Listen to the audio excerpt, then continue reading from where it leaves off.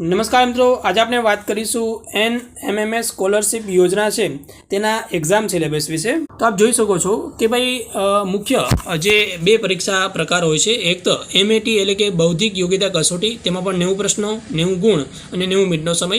ત્યારબાદ SAT છે, તેમાં શૈક્ષણિક યોગ્યતા કસોટી, તેમાં પણ 90 પ્રશ્નો, 90 ગુણ અને 90 મિનિટનો સમય આપવામાં આવશે।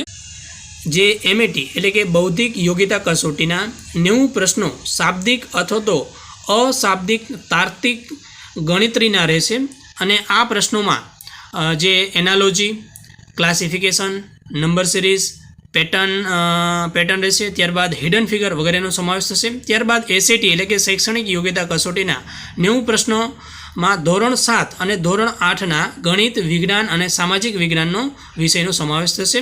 ત્યારબાદ જોઈએ તો ધોરણ 7 માટે ગત શૈક્ષણિક વર્ષનો અભ્યાસ કરવાનો રહેશે અને ધોરણ 8માં જે ચાલુ